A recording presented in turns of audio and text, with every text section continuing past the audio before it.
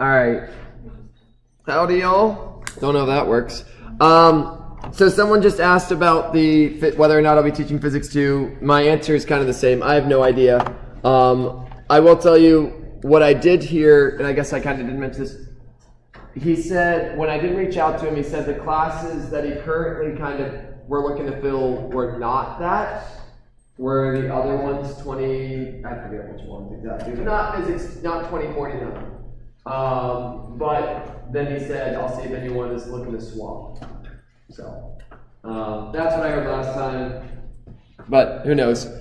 Joke of the day. What did the janitor say when he came out of the closet? Supplies. Supply closet. And it sounds like surprise. All right, great.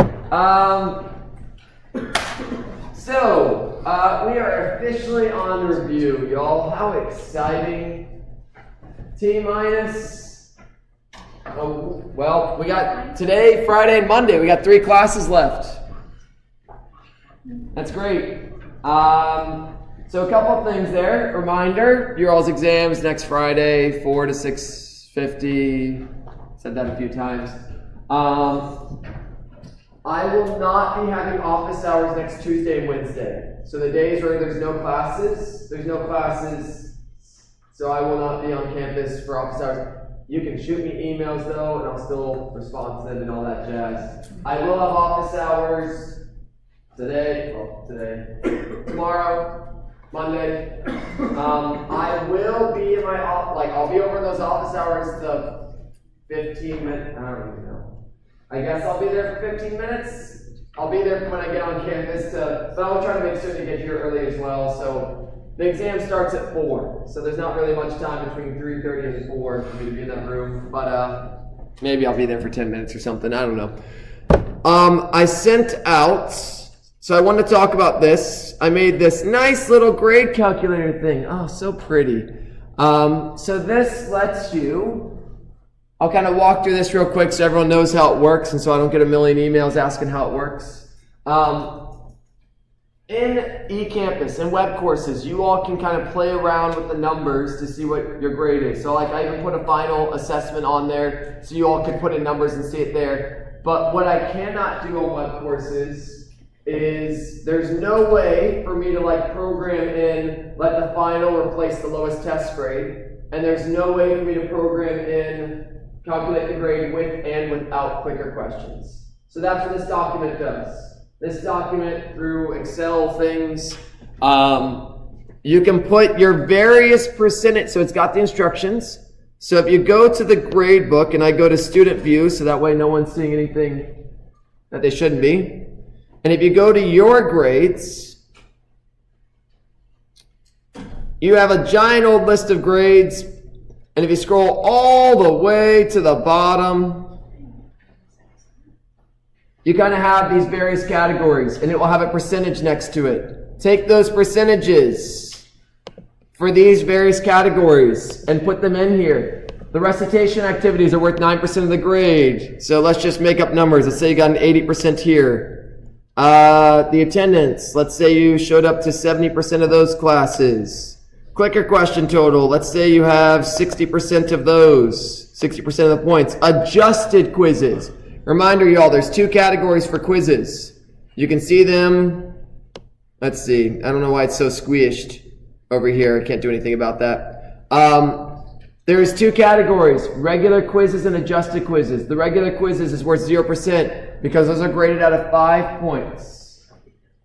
Your all's adjusted quizzes, I grade them out of 4.5 points. There's no way for me to automatically make web courses do that, so I have the pleasure of manually doing it myself. It's a lot of fun. It's not that big of a deal, but I have to manually do it. So take your grade from the adjusted quizzes section. It'll be better than the other one anyway. Put that in here. Let's just say you've been doing great and you got 90% in those. Then you're going to put your percentages for each of the specific parts of the test. I have to do this because I have to account for whether or not your lowest test grade is going to be dropped. So I can't just have you put the overall midterm score because that doesn't tell me what grade's going to get dropped. you'll see. So let's say on the multiple choice of test 1, you got a 70, and then the free response, you got a 75. The multiple choice of test, these are all percentages, and that's bolded as percent, like, tried to make that as clear as possible. Let's say on the test 2, you did a little bit better, 80, here you got an 85, great. After you put all of those in, at the bottom here, you can see your current grade without taking the final. It sucks, because the final's worth 20% of the grade. So yeah, the final matters. You got to take the final. Put in a random grade for this. Let's say you got an 80% on the final. Boom, you get B in the class. It calculates it with the clicker score and without it, and it takes the higher of the two, just like I will. So anywho, if this is something you're curious about and you got a burning desire to know what your current what your grade's going to be based what final grade you need to get whatever you want, this exists. So you don't need to use this at all, but this is for you to have for you. All right. Any questions about this, y'all? All right. Try it out. Read through it before you send me any emails about questions or whatever. Yeah. So if I were to like get a higher test on the final and replace the test, when I replace, like when I put an 80 at test 1, it automatically does it for you. Oh, okay. Yeah, it automatically does it for you. So literally all you need to do is input various final scores and it automatically determines if it's going to replace your lowest test grade. If it does, it calculates it. If it doesn't, it calculates it. It automatically is doing all the work for you. You can see a little bit behind the scenes. So here I just do a quick calculation of what the higher and the lower, and then there's some Excel. Feel free to look through the Excel stuff and see if you can figure out what I did. But yeah, it automatically switches, and you can actually see that here. It'll tell you whether or not is lowest test grade replaced. It'll actually end up telling you, not if you care. Yeah, so if I do like a 7, let's see here. The lowest test grade here is kind of like less than a 70, so say you score a 70 on the final. You can see when you go over here, no, it doesn't end up dropping the lowest test grade because the final was lower than those. And again, you can see the grades with and without. All right, so other thing I want to mention. Always one of the classic things I get. So after the final is graded, so after I get the final, I'll grade it over the weekend, probably on that Monday. I'll update the grades in eCampus. or web courses for you all. At that point, the only reason to contact me is if there's an error in the grading. The grade ain't going to change after that unless there's an error. So, I always get the classic, hey, is there anything I missed close, yada, yada, yada. It's going to be no. The only reason I post the grades of web courses is so you all can double check to make sure that everything looks good. I will do the best I can. But again, it lets you double check your things. You all have all the information to check if the grade matches. To that end, one thing I will do, and I picked a nice number for this, and I sent this on the email. To avoid any people saying, I got a 79.4, can you round that up to, because 79.4 doesn't round up to an 80. I am going to go ahead, my cutoff is I round up. I will always round up. So look at this example, it's very convenient, it worked out this way. With this score, this random individual got a 79.2. Notice how it says the letter grade is a B. I round a 79.2 up to an 80. Just makes my life a little easier. But if you get a 78.9, you got a C. 78.9 rounds up to a 79. I'm not going to go any further. There's already stuff in place. So that's what, if you have a 78.9, that sucks. There's a C. If you have an 88.9, 88.999999, don't care. Yeah, that rounds up to an 89. That's a B. All right, so I'm already given a tiny bit of leeway by rounding up no matter what. But that's just kind of it's going to be what it is. So that's my, just to clarify that. So I'll still get emails, but maybe I'll get less. All right. Yeah, any questions on any of this? Trying to do the best to make it so you know exactly where you're at, what you need, all that jazz. All right, cool. again, feel free, use it or don't. My feelings aren't hurt either way. Yeah. Just to make sure, like, the current grade in the class is accurate, right? Like, Yes, that's a good question. The question was, is the current grade in the class accurate? Mostly. Mostly. It is accurate up to test 2. So there's a few things I have to do manually. One of the things I have to do manually is, so the clicker questions I haven't updated since after test 2. I have to manually do that and move them over. So those are mostly accurate up to test 2. They don't include anything after then. The quizzes I also haven't moved over since test 2. Mostly accurate.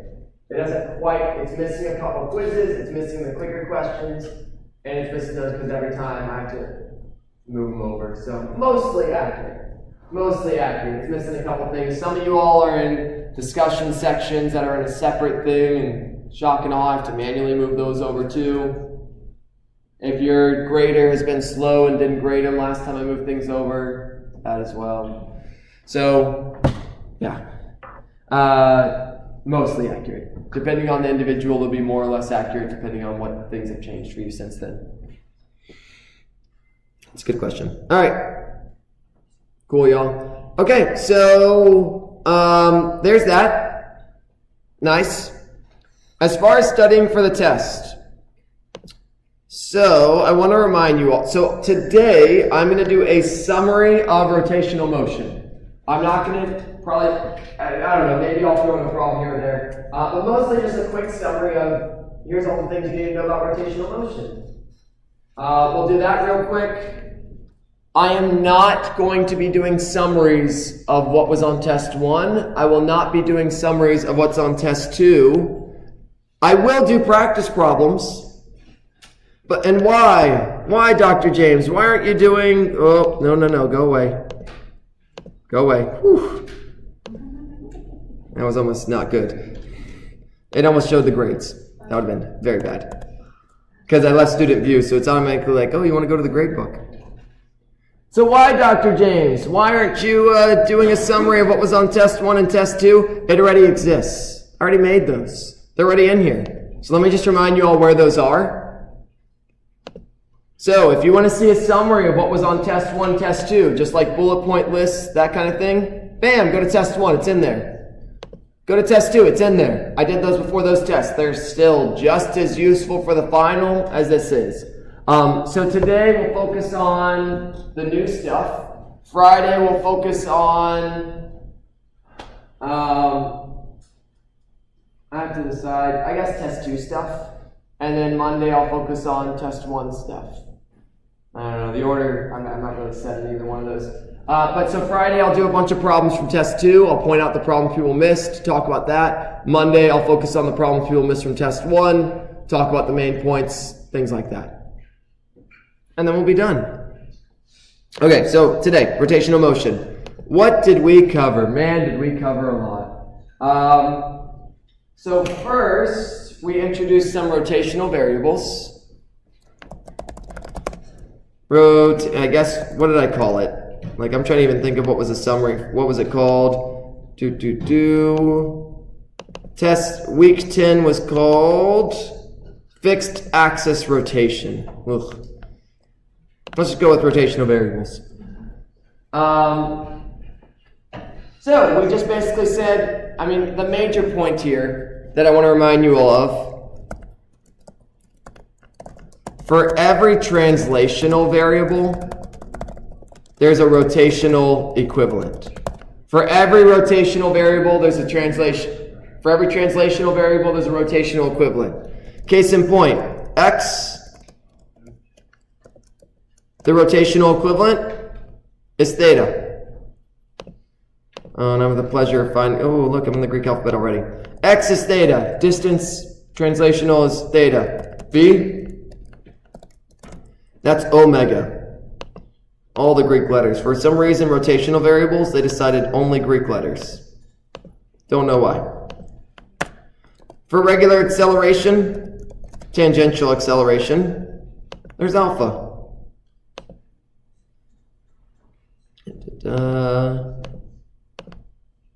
Well, that alpha does not look nice. All right, let's see if there's a better one. Sometimes I put a nicer one in here. All right, well, it's going to be what it is. That's the alpha we're using.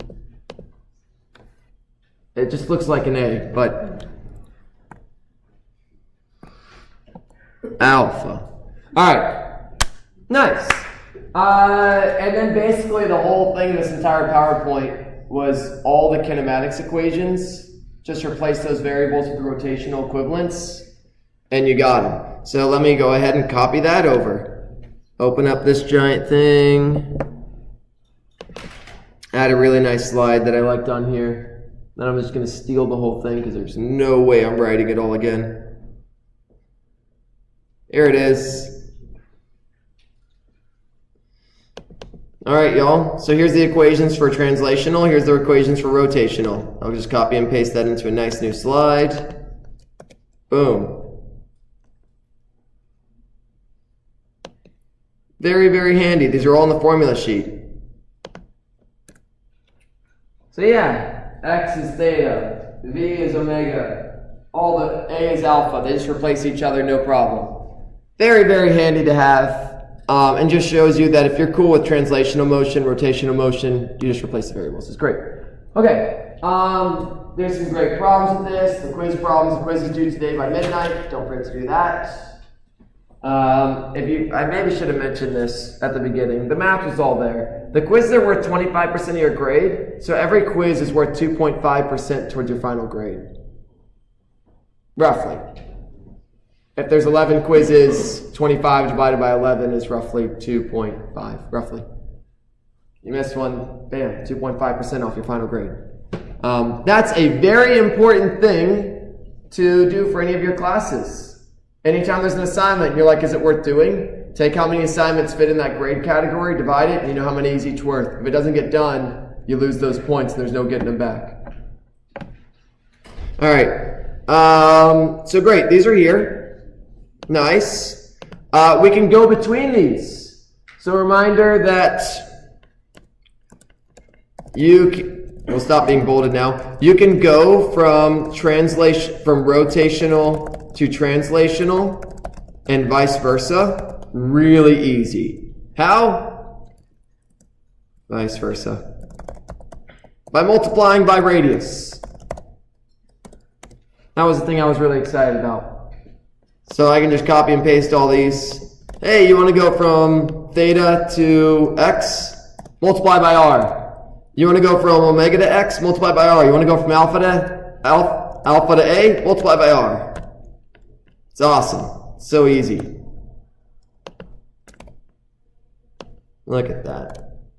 So you can go from any rotational. So you want to know tangent. Now, very important, these are all tangential. Tangential, tangential, tangential. Yeah. So like if you say the velocity of a spinning object is a certain amount, yep. to get the omega, you just divide by r. Okay. Yeah. Now you would have to say, so the question was, if I said the velocity of some object was blank, what's the angular velocity? So I'd have to clarify its tangential velocity. I would also have to clarify the tangential velocity at some specific spot on it, because the tangential velocity will differ depending where you are on that thing. The farther away you are, the faster. The closer you are, the slower. Yeah, it's a great question. Yep, that easy.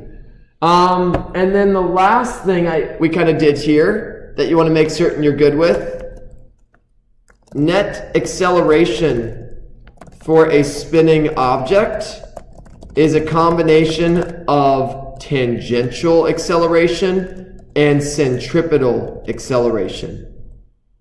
So I'll draw a picture of that to clarify what the heck I mean by that. And I'm actually going to put little t's next to these. Tangential, tangential, tangential. Okay, so if I draw a spinning object, and it is spinning faster and faster and faster and faster. Not only, let's say it's spinning this way and it's spinning faster and faster and faster and faster. Not only will it have a tangential acceleration at that spot, it also has a centripetal acceleration at that spot. And there's a bunch of problems in the problem set about that, and you need to make certain, hint, hint, nudge, nudge, that you all remember that. How do you find the net acceleration?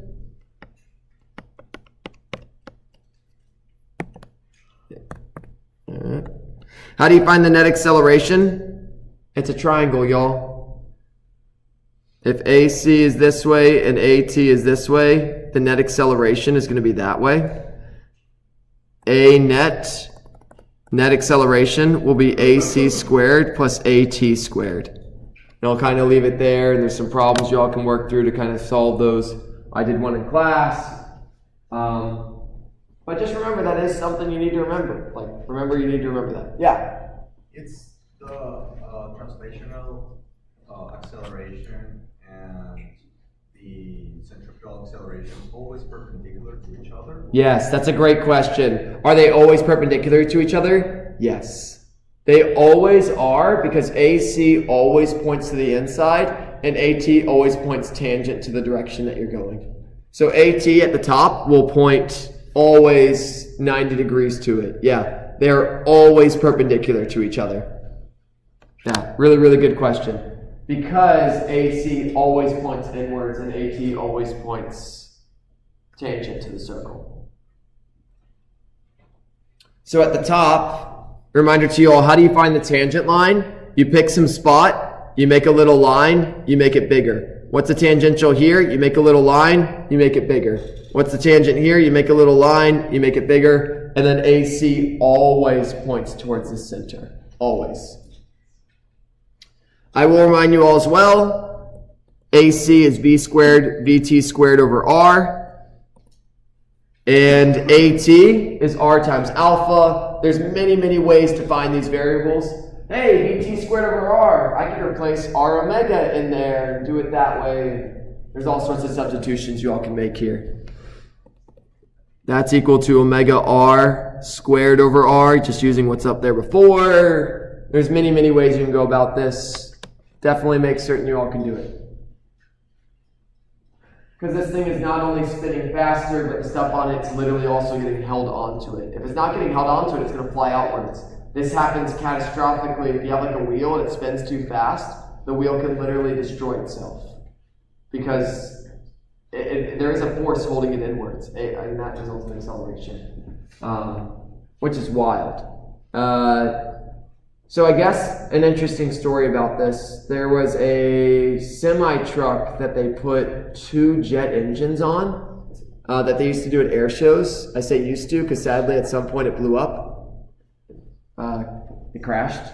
Thing went like wicked fast. Like, it went faster than a jet did. Like, one of the things they do during an air show is they'd have a jet come in, and then the semi-truck with 2 jet engines would turn on and it'd catch up to the flying jet. Like, wild. Crazy fast. Why do I mention that? The wheels spun so fast on it, they actually had to shave the treads off it a little bit because those treads were far enough away that the centripetal, there wasn't enough force kind of to keep them on the wheel. The acceleration, the force required was beyond what the rubber could hold, and so they actually shaved it down. They shaved the radius of the wheels down to reduce the centrifugal force, the force outwards. Opposite centripetal, kind of, sort of. Anywho, it's a thing. Okay, what else do I need to mention? Direction of rotational variables. They're vectors. Right-hand rule, yeah. Sorry for the previous. No, that's fine, yeah. For the calculation of the net, why don't you consider the acceleration due to gravity in addition to... Gravity's not guaranteed. This is any specific scenario. Gravity could be contributing, but it doesn't have to be. So what is causing... So the question is, why aren't I accounting for gravity? I may or may not be, it depends. So like the acceleration, this tangential acceleration could... Well, it won't be due to gravity, because gravity would affect this side and this side. Whether or not you need to account for gravity depends on the problem. Let's put it that way. If you're doing a roller coaster loop at the top, gravity's pointed down, here it's pointed down. Yeah, so these are general accelerations, which may or may not include gravity. Yeah, good question. All right, direction of rotational variables. How do we do it? Right-hand rule. All right, 2 right-hand for omega. For omega, really simple. So for angular velocity, That's not what I wanted. Angular velocity.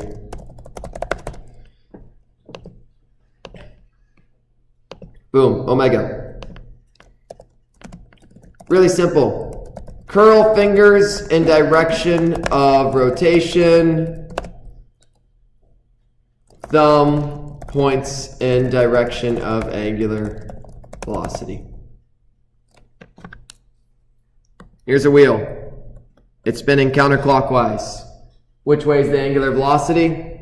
Curl your fingers counterclockwise. Your thumb points out on the board. Bam, that's the answer.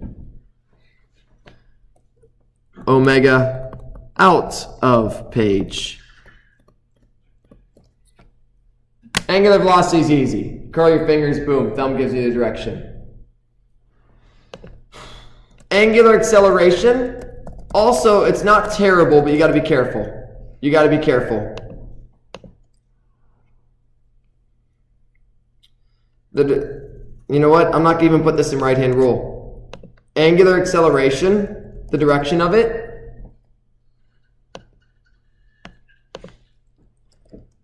same direction of angular velocity if speeding up. Opposite direction of angular velocity if slowing down. Just like normal acceleration. I don't even recommend using right-hand rule for angular acceleration. Find the angular velocity if this thing is spinning faster, then alpha is the same way.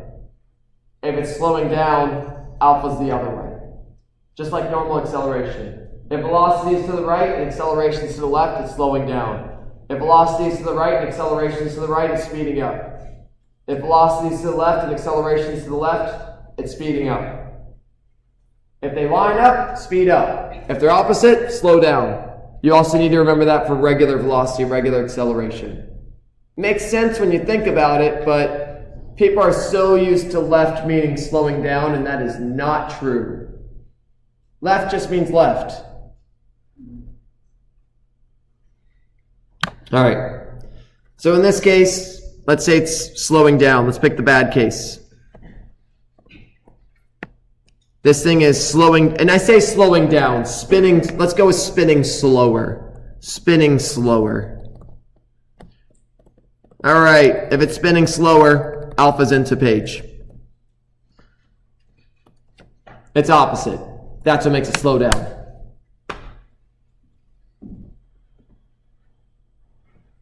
And just to kind of chalk down here, just to remind you all, this is also true of regular velocity and also true if the velocity is this way and normal acceleration is that way, that's slowing down. If they're opposite directions, it's slowing down. If they're the same direction, it's speeding up. Just want to remind you all, this is true of translational and rotational. Any rule for, the same rules carry. Opposite direction, slow down. Same direction, speed up. Cool. All right. That's all the rotational goodness in terms of just like base variables. And then we enter the exciting world of moment of inertia. Moment of inertia, not necessarily fun to calculate, but it's very important. Very, very, very, very important. You want to talk about something spinning, you better know it's moment of inertia, because it's going to matter. All right, basically a whole section of moment of inertia. What the heck is it? Mass. It's like mass, but for a spinning object. And it's all based on how mass is distributed. Farther away it is, it's harder to spin something faster. How do I want to word this?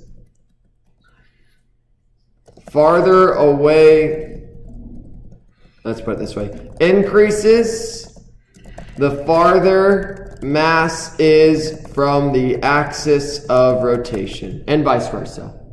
If the mass is really far from the axis of rotation, it's hard to spin.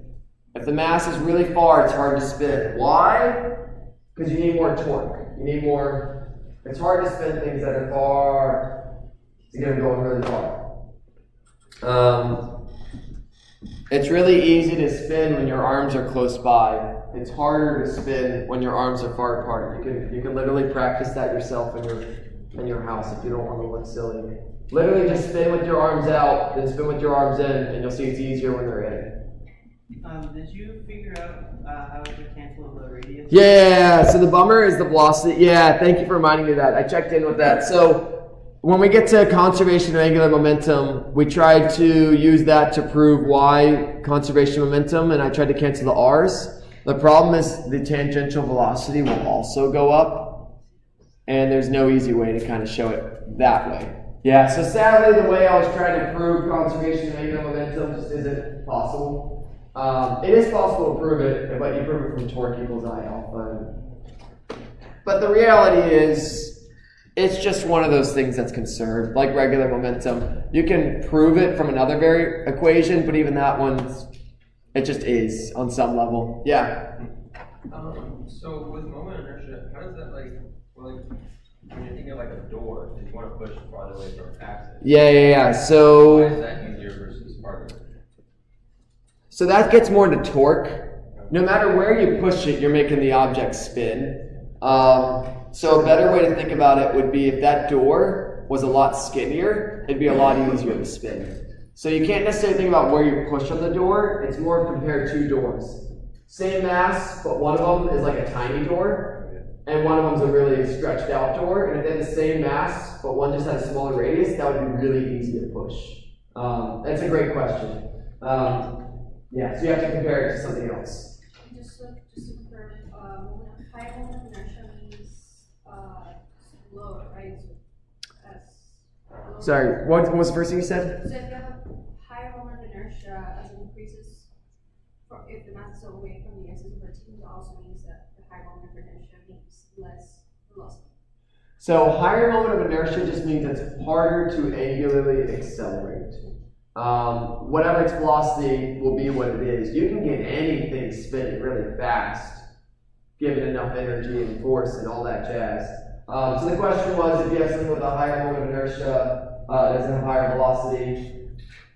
It's not whether or not it does, it's whether or not, how easy or hard it is to make it spin. Specifically spin faster or spin slower. Just like mass, the more mass you have, you can make anything go really fast in space. But it's harder to accelerate something with a lot of mass. It's harder to speed up something with a lot of mass. Once you get it going, the opposite's true.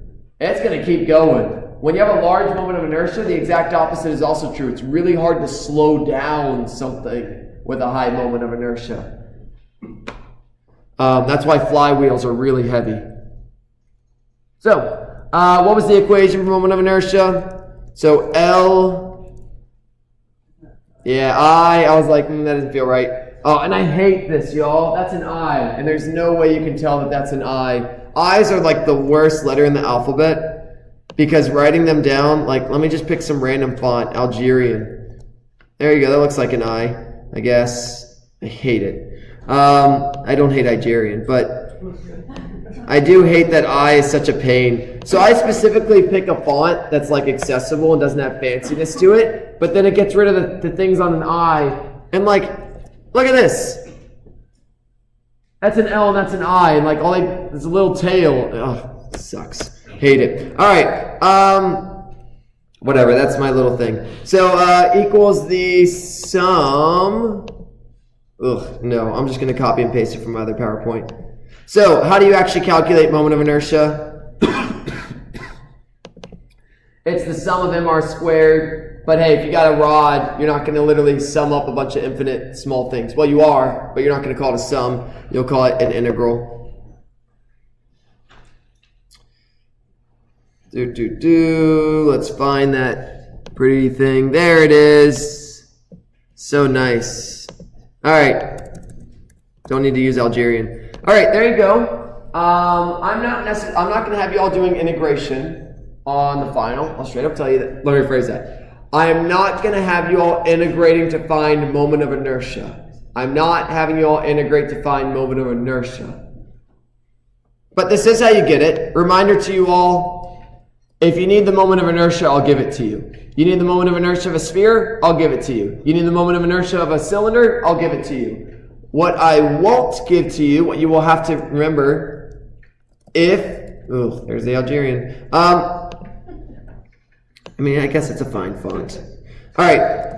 If the axis of rotation shifts by a distance d, you can find the new moment of inertia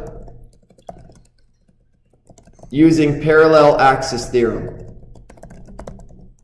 What is the parallel axis theorem? Oh, what a great question. Parallel axis theorem is this, y'all, right here.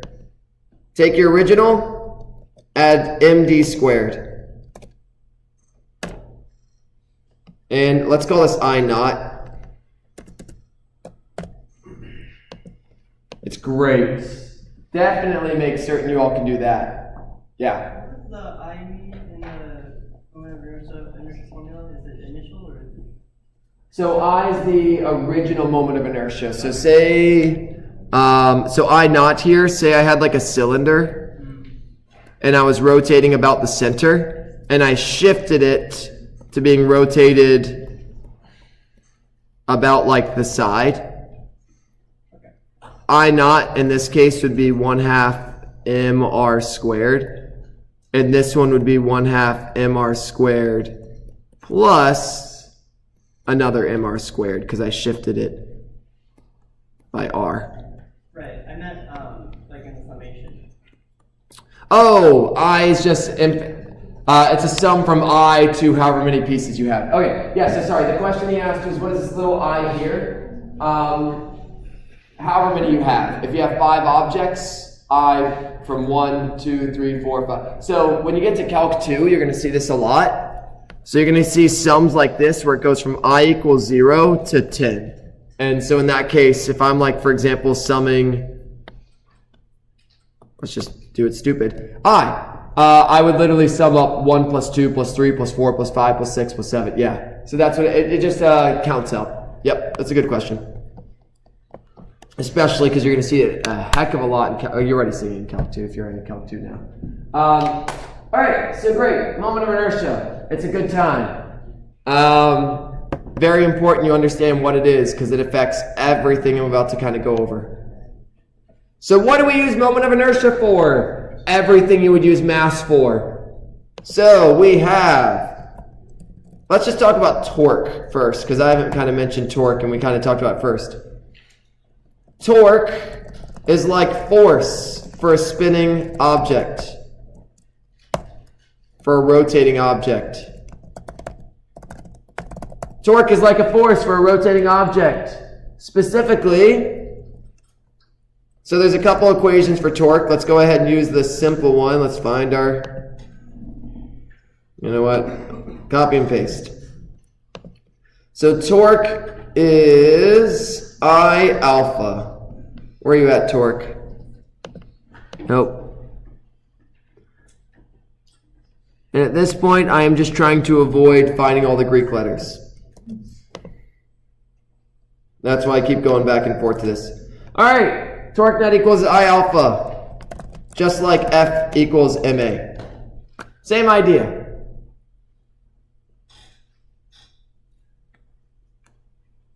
When you all had a free body diagram, you found the net force, use that to find the net acceleration.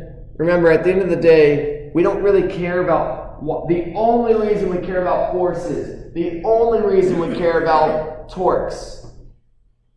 The only reason we care about force is we want to figure out if my object's going to accelerate. The net force acting on a building better be 0.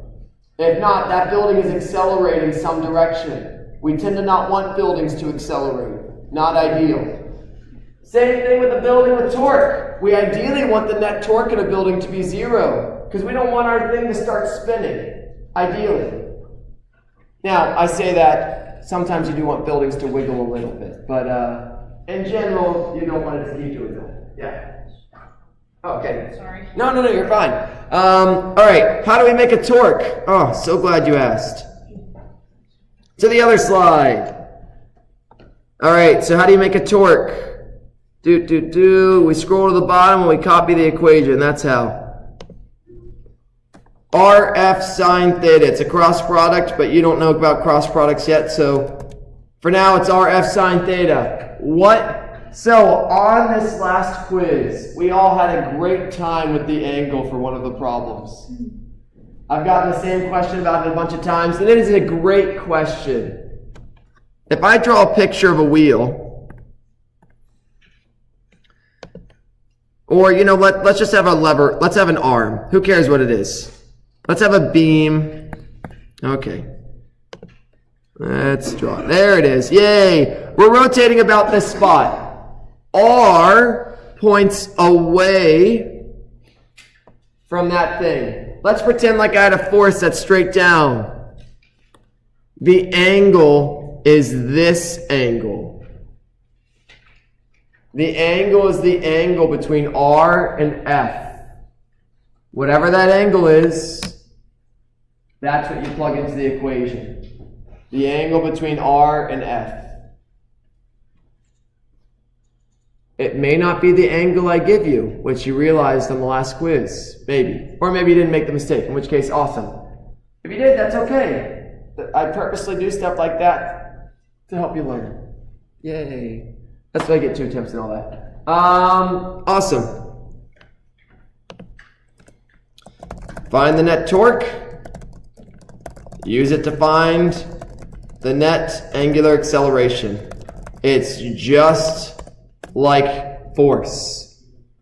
When we had a bunch of forces, you added up. What was the whole point of adding up all our forces? We care whether or not something can accelerate. When it comes to torque, we care. And this is very important. Angular acceleration, if the angular acceleration is 0, that doesn't mean it's not spinning. Something can have an angular acceleration of 0 and be spinning. Case in point, the Earth. The angular acceleration of the Earth is 0. What does that mean? It means it's not spinning faster. It means it's not spinning slower. The Earth is still spinning. It has an angular velocity.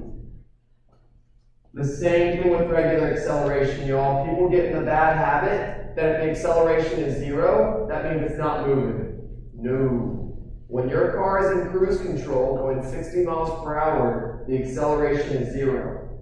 You are moving. Acceleration is whether you speed up or slow down. Angular acceleration is whether you spin faster or spin slower. That does not say whether or not you're spinning. Acceleration does not say whether you're moving. I can tell you I have an acceleration of 1,000 meters per second squared. That tells you nothing about my current velocity.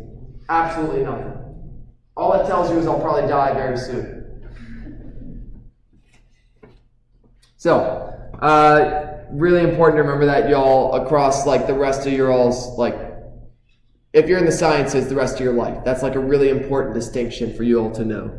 That the average person messes up all the time. Okay. Great, we got torque. That's one thing. What else we got? We have angular, I hate this. Everything is angular. Angular momentum, angular velocity, angular acceleration. And then all of a sudden, they decide to call it rotational kinetic energy. I don't know why they didn't call it angular kinetic energy. But, I don't make the rules. It's stupid. They changed from angular to rotational. They mean the same thing, but whatever. Energy due to a spinning object. Rotating, I guess, is a better word, but it's all the same. It's in the name. What's the equation for it? Super easy. Super easy equation. That I will copy and paste. Where are we at? There it is. Same exact form as, bam, 1/2 I omega squared. Normal. So tangential kinetic energy is 1/2 mv squared. Just like it. The faster you spin, the more you have. The more your moment of inertia is, the more you have. Really straightforward. If you're not spinning, you don't have any of it. And we did a really interesting problem with this where I said which reaches the bottom of a slope first. A sphere, a block, a hoop, or a disc. And it was the block because it doesn't lose any energy to rotation. But then out of the other three, the sphere reached the bottom first because it had the smallest eye. So, I mean last thing, energy is still conserved, y'all. Energy is still conserved. That hasn't changed.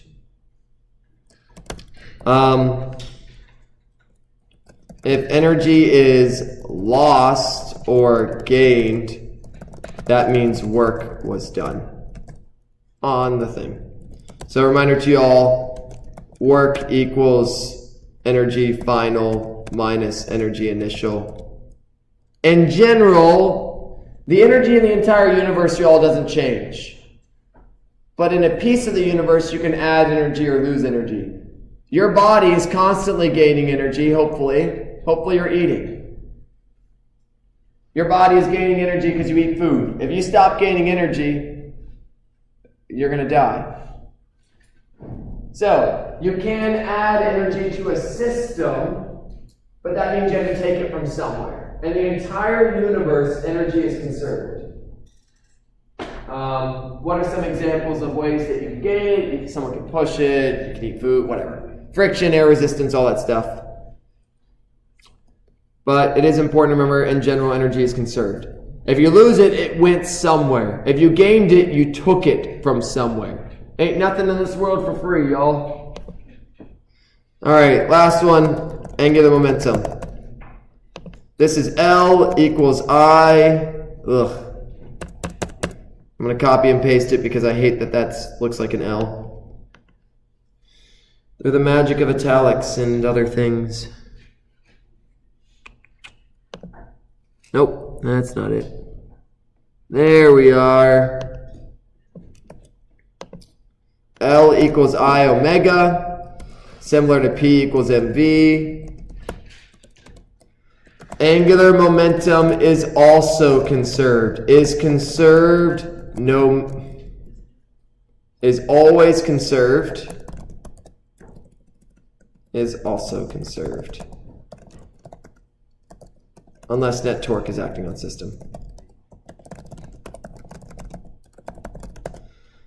That last little caveat you don't really need to worry about too much.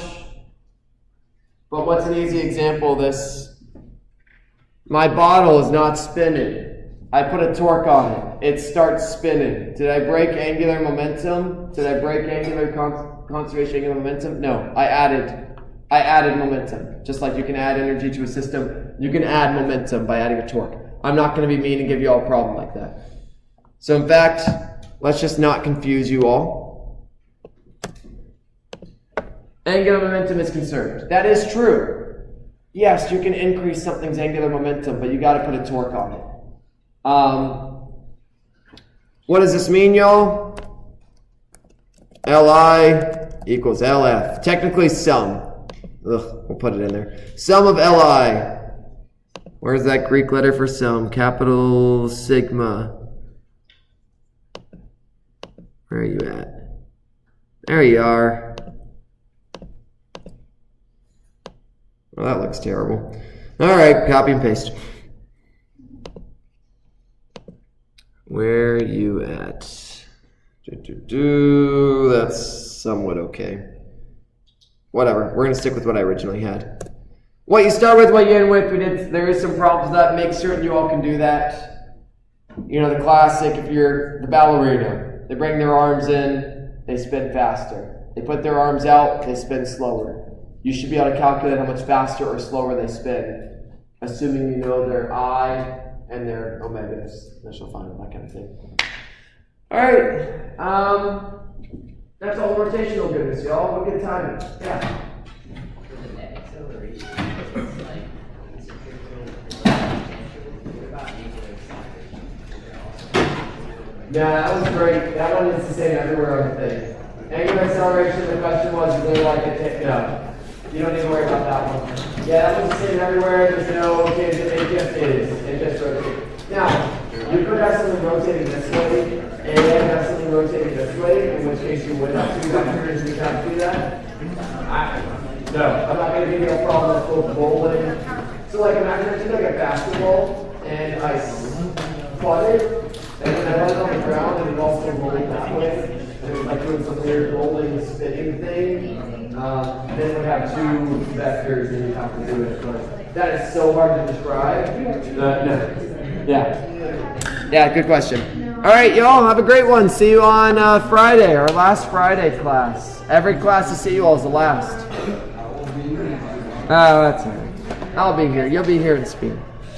Yeah, no problem. When does a joke become a dad joke? Oh.